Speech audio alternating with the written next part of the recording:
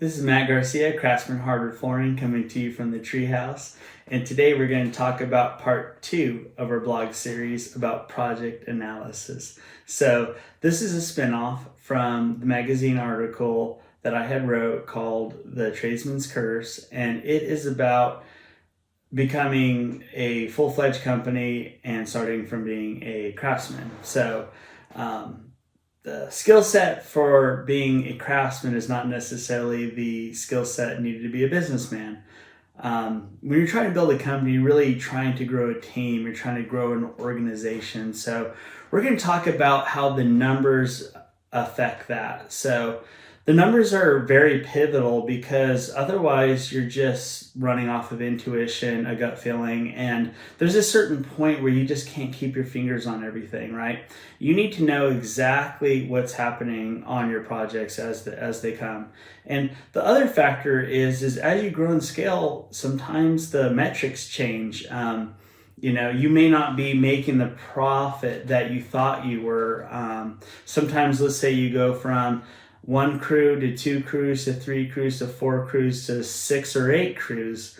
Well, sometimes the dynamics change. You can keep a great temperature on the health of the company by tracking your numbers, documenting your project. So the main things that you want to be tracking, of course, is your revenue. You're going to want to be tracking your cost of goods sold. We separate product and service so that we can really keep a track on, how is our services, what's our profit margin for our services, what's our profit margin for for our products. So that way we can really get a good grip on what area of the business is healthy or unhealthy.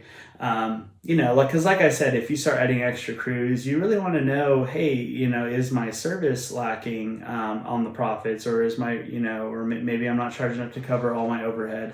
And products is the same way. You want to, as you move and change things in the business, you want to see how that affects your numbers. So one of the tips that I'll give you is that you're going to want to run numbers to see the profitability of each project individually.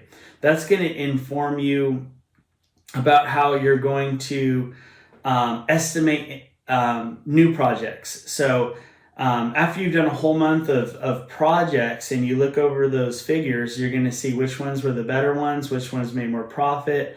You can really look and see, how much time it took you to complete each one, and you can run some solid numbers that are going to inform you so that you can make a better strategy for the jobs that you're about ready to go estimate. Or if you have a team of salespeople that they could go out and estimate, and you can inform those decisions. You can create new price lists, you can change things. So really it's about learning and adapting.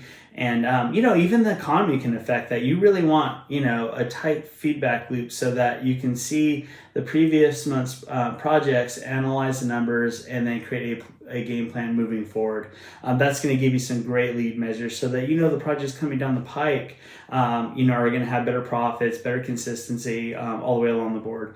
And the other tip that I have for you is, we're really looking at gross profit margins when we're looking at your project analysis, because you're going to have overhead expenses. You're going to have a lot of things that affect your net profit, because really at the end of the day, your net profit is where the rubber meets the road. That is really going to tell you whether you're making it or not. So you really don't want to rely completely on gross profit numbers. You really want to see what that net profit number is too. So the way that you're going to want to do that is you're going to go into your profit and loss statement. Hopefully you have a bookkeeper. There's nothing wrong with doing your own books, but a bookkeeper can really break that down for you. You could delegate a lot of that out to them, and they can show you in your books, how much are you spending in your overhead. You can create some percentages, right? So you're going to have a target amount that you want for your net profit. A healthy company is going to be making anywhere from 10 to 20%. Hey, if you're up to 30 or 25, that's awesome. But, you got to create a game plan about how much profit your business needs to make. And so, really, especially to keep a healthy company, you're going to have a healthy profit number. And so, you're going to want to know what your profit number is. You're going to want to know what all your overhead expenses are, right? We actually break down our overhead expenses. We run in-house crews. So, we know how much overhead we're going to have when we charge for our service items. If you run subcontractors, that might change it up. But really the important thing is that you know your numbers for your business and the way that you run it.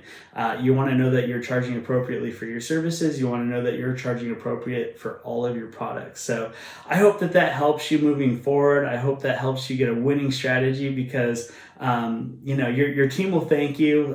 There's people relying on you in your business. And if you can make it grow and you can make it successful, that's just a recipe for a good life, right? So I hope that helps you to get a game plan. Whether you have a good grip on your project analysis and all of your numbers and your profitability for each project, or whether you're just dipping your toes and trying to figure it out. Well, the blog post has got a step-by-step process for going through all those numbers to give you a great solid foundation to run a healthy business. So I will catch you on the next series.